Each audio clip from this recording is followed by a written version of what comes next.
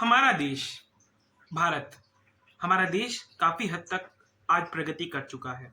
2023, 24, 25, 26, 27, 28, 29, 30, 2030 तक जो हमारा देश है अमेरिका को पीछे छोड़ देगा, ये दावा जेफरीज ने किया है, जिस पर कई वाद विवाद हुए हैं। लेकिन जो जेफरीज का ये अनुमान है, क्या वाकई सच हो सकता है? क्या ये जेफरीज जो प्रिडिक्शन कर रही है हमारी इंडिया इकोनॉमी का 2030 का, ये काफी हद तक सच होगा? 2030 तक जेफरीज का अनुमान है कि हमारा जो भारत है वो सभी देशों को पीछे छोड़ जाएगा।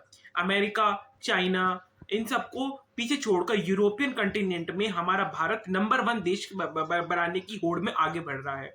चाहे आर्मी वेपन हो, चाहे बिल्डिंग मटेरियल, चाहे किसी भी प्रकार का हो, लेकिन हमारा जो भारत देश है वो हर क्षेत्र में आगे बढ़ रहा है। इससे हमारे जो भारतवासी है काफी हद तक खुश है। लेकिन जो हमारे आज की भारत की अर्थव्यवस्था है वो काफी हद तक नाजुक है, क्योंकि जो 18 से 20 साल की युवा है उनको नौकरी नहीं मिल रही है। नौकरी नहीं मिलेगी तो आगे काम कैसे करेंगे? काम कैसे करेंगे तो आगे भारत तरक्की कैसे करेगा? तो मेरा सरकार से अनुरोध है कि एक संगठन, हमारे भारत के पास बहुत पैसा है, ये आप मत सोचिए कि हमारे पास भारत के पास पैसा नहीं है। अगर उसका आप जरा सोच के देखिए, उसको 10% भी अगर लोगों को सहायता के रूप में किसी के द्वारा प्रदान कर दिया जाए तो भी उसका बहुत है। 500 रुपए अगर सरकार दे भी रही है अगर हर महीना, जो 18 से 20 साल की हुआ है, तो उससे क्या हो जाएगा? कुछ होगा? कुछ भी नहीं होगा।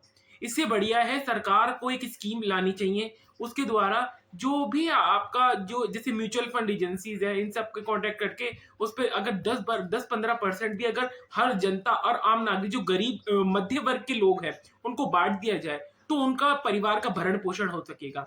इससे वो आगे तरक्की कर सकेंगे। और कुछ लोग तो ऐसे हैं भुखमरी का शिकार होकर मरते हैं। तो ऐसे जीने से भी क्या जीना? अगर सरकार हमारी ये सहायता, अगर मैं सरकार का मुख्यमंत्री होता तो मैं आप सबकी खूब मदद करता, खूब सेवा करता। तो मेरा तो यही मानना है कि जो है ज्यादा से ज्यादा हमको अपना आर्थिक विकास दर को सुधारने की जरूरत है, ताकि हमारा जो भारत देश है अमेरिका को छोड़कर और सबसे आगे सिर्फ हमारा भारत देश ही रहे, बाकी सारे देशों को ये पीछे छोड़ दे, जिससे हमको ही ज्यादा फायदा मिलेगा। हमको फायदा मिलेगा तो हमारे जो भारत के युवा जो अब आने वाले वक्त में आ रहे हैं उन सबको बहुत ज्यादा सहायता मिलेगी और हमारे भारत देश आगे बढ़ेगा। अब अब जो मैं बात करने जा रहा हूं वो काफी हद तक आप सबको सोचने पर मजबूर कर देगी। तो सबसे पहले आप ये बताएं कि जो हमारा आपके आज के टाइम पे भारत है, इससे पहले जो हमारी 2023 से 24 की बात करें तो हमारे जो है कम थी, बहुत लिटरेसी कम थी, अपना लोग पढ़े लिखे ज्यादा नहीं थे और लोगों को आराम से नौकरियां भी मिल जाती थी। आज की तारीख में हालात ये है कि लोग पढ़े लिखे, कितने पढ़ लिखे, अब कोई पूछे आपको मैं अपना उदाहरण बताता हूँ।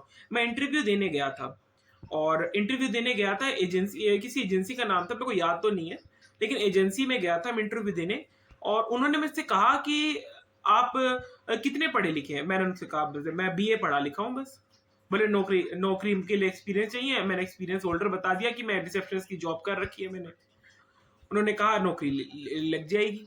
अब कोई पूछे तो अगर जो ये लोग बीए, एमबीए और पता नहीं कितनी डिग्रियां कर रहे हैं, MBA, PhD, psychology, physics, mathematics, IIT, यहाँ तक कि आईआईटी वालों के ये हालात हैं कि वो पिज्जा डिलीवरी करने को मजबूर है।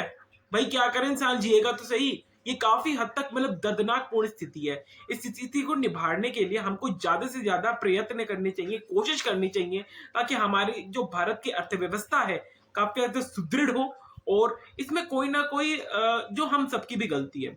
हम सबकी गलती ये है कि हम सरकार से ऐसी मुहिम की अनुराग ही नहीं करते।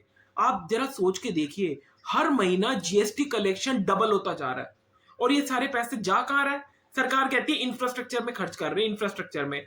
अरे इंफ्रास्ट्रक्चर में खर्च कर रहे हो तो उसकी इंफ्रास्ट्रक्चर में खर्च कर रहे हो तो उसका फंड अलग से, इतना तो सरकार के पास बहुत पैसा है, उसमें से कुछ पैसा अगर गरीब आम जनता को मिलेगा तो वो खर्च करेंगे, ज्यादा स्पेंड होगा, हमारे देश की आर्थिक दर मजबूत होगा, लोगों को घर मिलेगा। जो झुग्गी झोपड़ी वाले उन सबको भी घर देना चाहिए, मतलब उन सबको जमीन देना चाहिए। आज की तारीख में ये जनता इतनी ज्यादा लुटेरी हो चुकी है। आप देखें बिल्डर बिल्डर बिल्डर जो है, जो आप बिल्डर फ्लैट जो है, बिल्डर फ्लैट बनाते हैं, फ्लैट में रहने का लोगों को वादा करते हैं, और आज की तारीख में उनको 10 से 15 साल हो चुके हैं और वो आज अब तक उनको अपना फ्लैट का पोजीशन तक नहीं मिला है। आखिर अब क्या करें इसे, ऐसी स्थिति में क्या किया जाए इंसान का?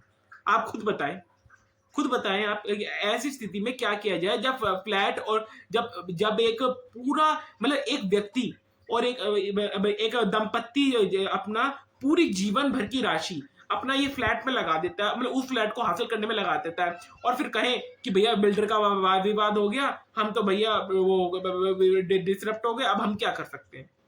तो ऐसों का हम क्या कर सकते हैं? इसलिए मेरा ये मानना है कि जब बिल्डर से अगर आपको बिल्डर को अगर आप पैसे दे रहे हैं तो उससे बकाया ये एग्रीमेंट कराएं कि आपकी जो राशि है वो सब हम आपको दे रहे हैं, इसको कहीं और निवेश नहीं किया जा सकता।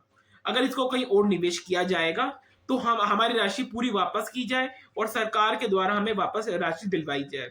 ये काफी हद तक एक महत्वपूर्ण स्थिति हो सकती है। और अगर आपको मेरा ये वीडियो पसंद आ रहा हो तो लाइक और शेयर से सब्सक्राइब तो जरूर कर लेना, ठीक है ना? और अब मैं आपको क्या बोलूं, मैं तो यही बोलूंगा, ध्रुव वासुदेव लॉन्चर ये मेरा यूट्यूब चैनल है और इसमें मैं काफी हद तक अच्छे वीडियोस पोस्ट करने की कोशिश करता हूँ, न्यूज रिलेटेड कोशिश करता हूँ। हमारे चैनल को जितना ज्यादा हो सके शेयर करें, सब्सक्राइब करें, लाइक करें।